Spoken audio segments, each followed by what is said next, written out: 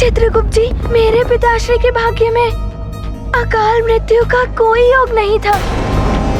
तो क्या आपके लेखा जोखा में कोई त्रुटि हो गई थी?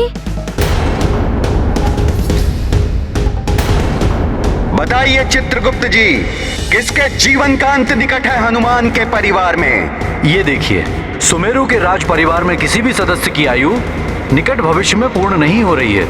यदि मृत्यु योग नहीं है तो बनाना होगा मृत्यु का योग। ये क्या कह रहे हैं महाराज कालदेव?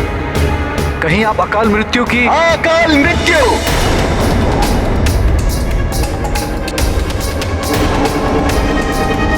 हनुमान, चित्रगुप्त का लेखा जोखा सदैव त्रुटिहीन रहता है। उसकी गणना कभी गलत नहीं होती और उसके अनुसार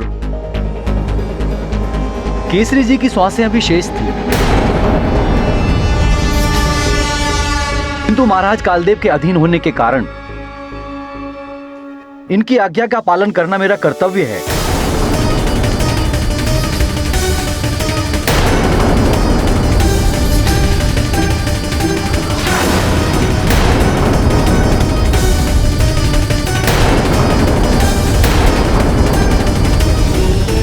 प्रणाम भ्राता कालदेव। हनुमान का कथन सत्य है। महाराज केसरी की अकाल मृत्यु का कोई योग नहीं बनता है। आपने अधर्म और अन्याय करते हुए उन्हें अकाल मृत्यु दी है। कालदेव, विधि का विधान सर्वोपरि, किंतु आपने उसकी उपेक्षा करके अपनी इच्छा को प्राथमिकता दी।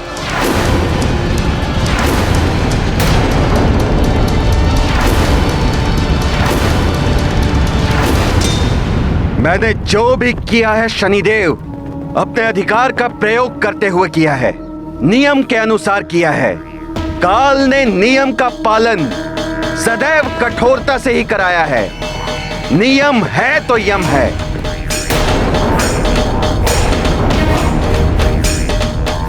किसी की मृत्यु के संबंध में अंतिम निर्णय मेरा होता है, काल का।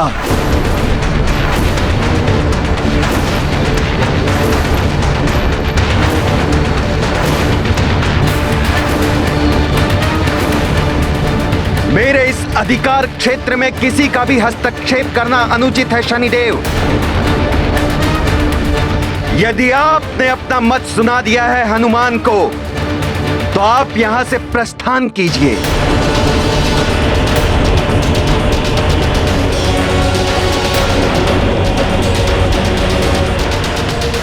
क्योंकि यह प्रकरण मेरे और हनुमान के मध्य है।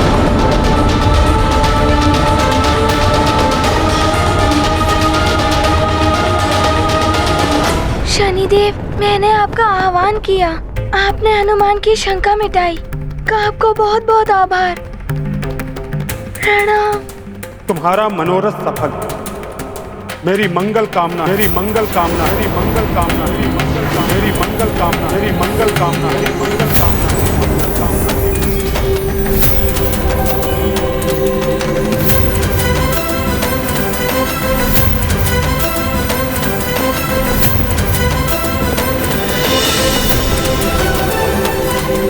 हनुमान, तुम्हारा भी अब यहां कोई कार्य नहीं है। तुम यहां से जा सकते हो।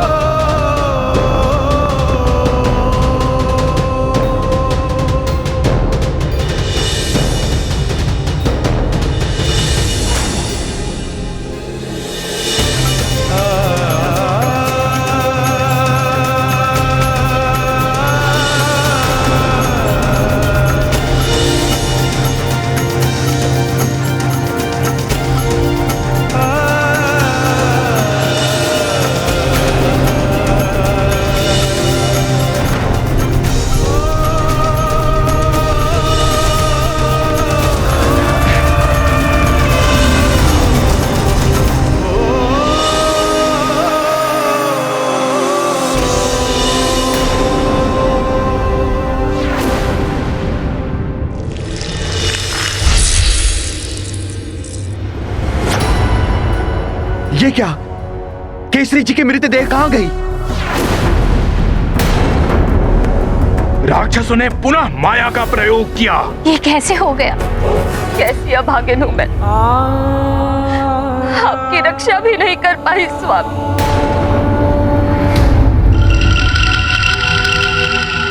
कुंजर जी, ये देखिए, राक्षसों के पद चिन्ह।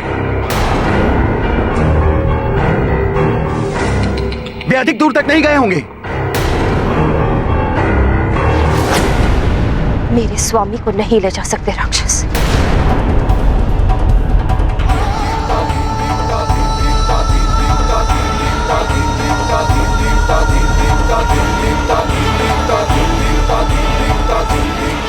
चलो, हाँ चलो। जैसी करनी वैसी भरनी।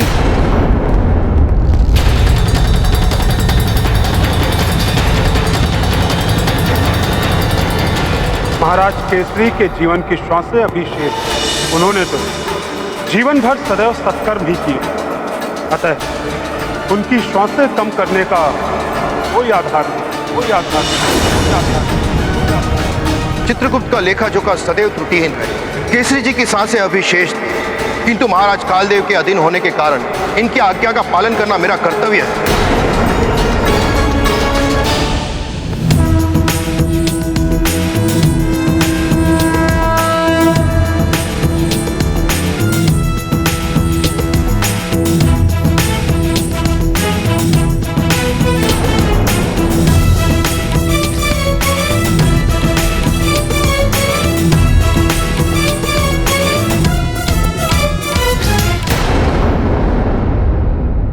कालदेव, किसकी करनी और किसकी भरनी? अब इस प्रश्न का भी उत्तर चाहिए मुझे। पुत्र की करनी और पिता की भरनी।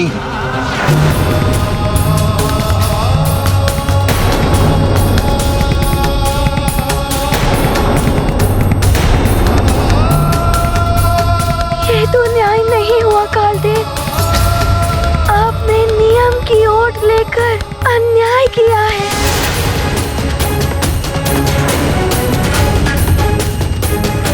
हनुमान, न्याय और अन्याय की परिभाषा क्या है, ये अब मुझे तुमसे सीखनी होगी। अर्थात आप अपने द्वारा दिए गए न्याय को अभी भी उचित मान रहे हैं। उचित ही किया है मैंने। शनिदेव तो क्या सारा ब्रह्मांड भी आ जाए तब भी कालदेव का नियम परिवर्तित नहीं होगा।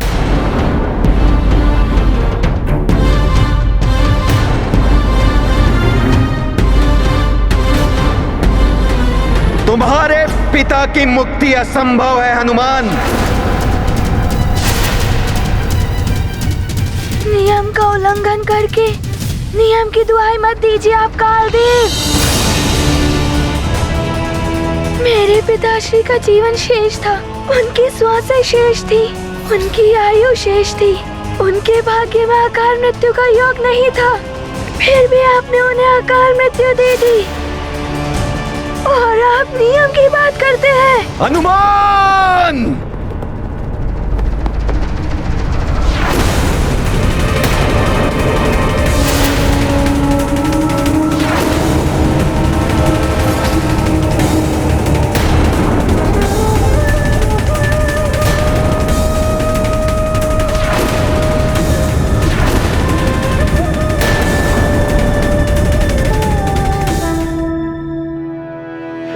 पिता को पुनः जीवन मिलेगा और उन्हें जीवन देंगे आप कालदेव।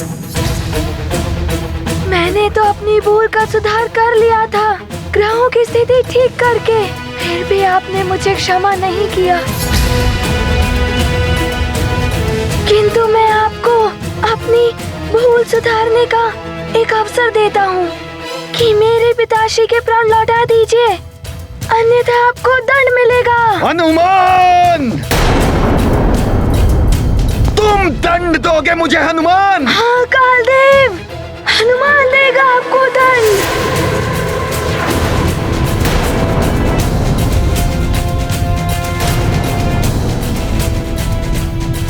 कालदेव को दंड देने वाले तुम होते कौन हो? वो पुत्र जिसके पिताश्री के साथ अन्याय हुआ है, और अन्यायी को दंड देना धर्म संगत एवं न्याय है। कदाचित तुम्हारी मति भ्रष्ट हो चुकी है हनुमान, जो मेरे ही भवन में आके मुझे दंड देने की बात कर रहे हो। अब तुम्हारे इस उदंडता का दंड मैं तुम्हें दूंगा।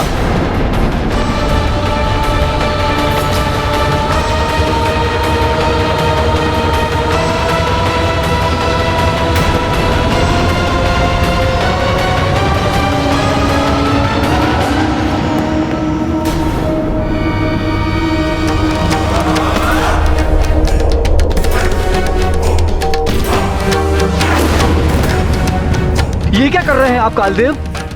शांत हो जाइए।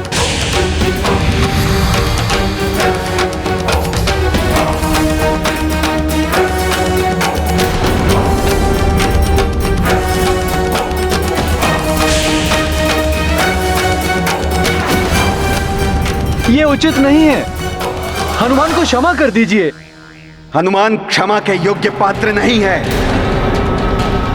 दंड का पात्र है हनुमान। पात्र है हनुमान।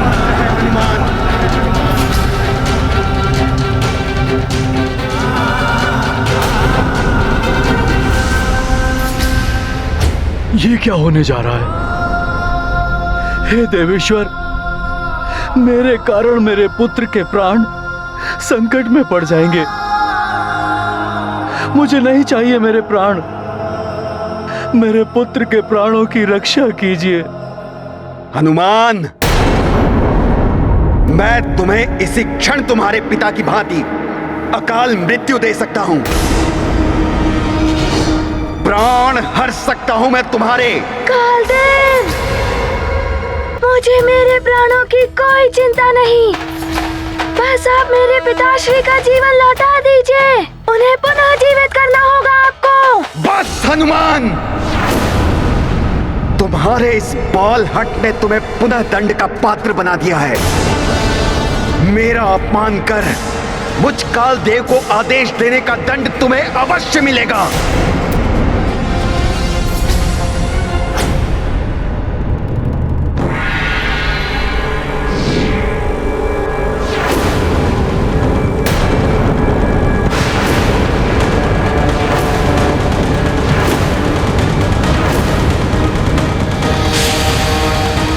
ऐसा मत कीजिए कालदेव। क्रोध त्याग दीजिए, संयम मत खोइए।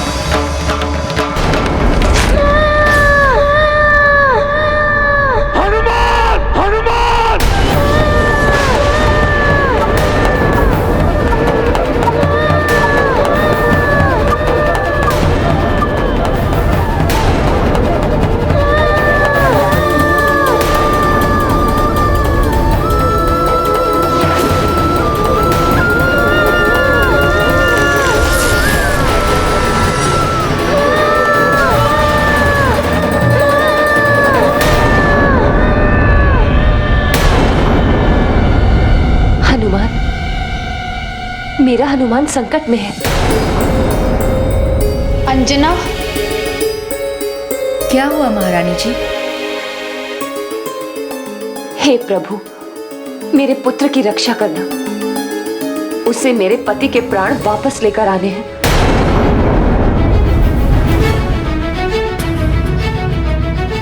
उसे कुछ हो गया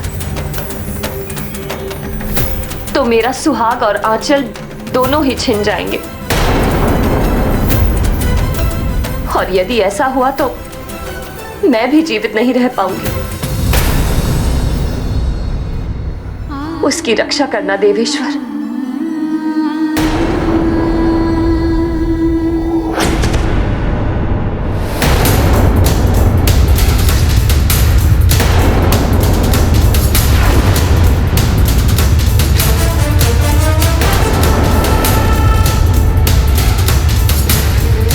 ये तो बड़ा ही अनर्थ कर दिया है कालदेव ने।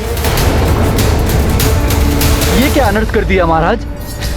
काल का दंड मृत्यु का प्रहार है और आपने हनुमान पर काल दंड से प्रहार किया। कदाचित आप ये भूल गए कि भगवान शिव ने हनुमान को चिरंजीवी होने का वरदान दिया था। मेरे कार्य में बाधा लाने पर ऐसा ही दंड मिलता है।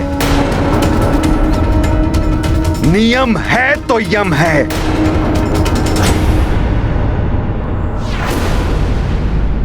हनुमान! नहीं कालदेव, इतना बड़ा अन्याय। आप देवता हैं, वो अबोध बालक है। अपने पिता के मात्र प्राण ही तो मांगने आया था आपसे। इतना बड़ा दंड क्यों दिया उसे?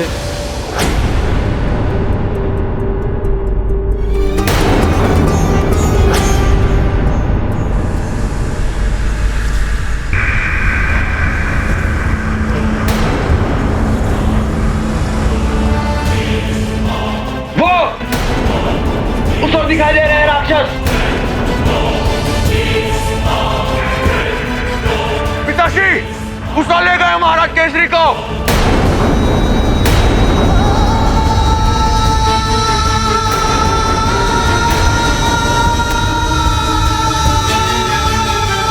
हाँ, वहां दिखाई दे रहा है कुछ।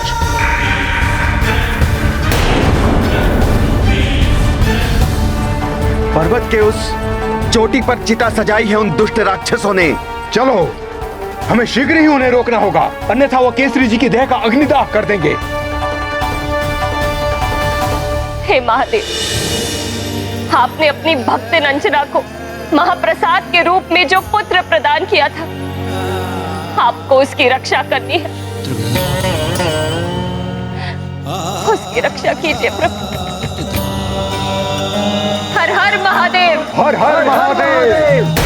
देख रहे हैं देवेश्वर, एक और आपकी भक्तिन अंजना का आप पर विश्वास और दूसरी ओर आपके द्वारा ही अधिकृत किए गए कालदेव का अन्यायपूर्ण कृत्य, कालदेव का क्रोध, कालदेव का अहम नियमों की सारी सीमाएं लांघ चुका है देवेश्वर।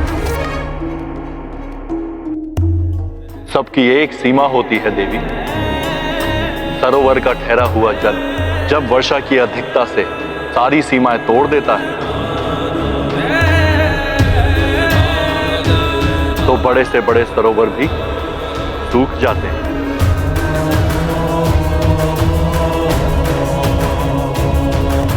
सीमा उल्लंघन का दंड सबको मिलता है, फिर चाहे वो देव हो, दानव या फिर मानव।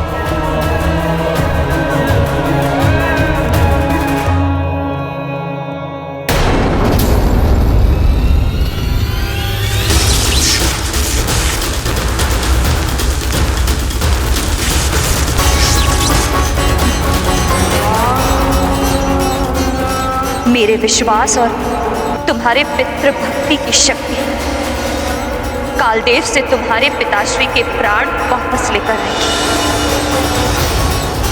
अपने पिताश्री के प्राण वापस लेकर ही आएगी। माँ,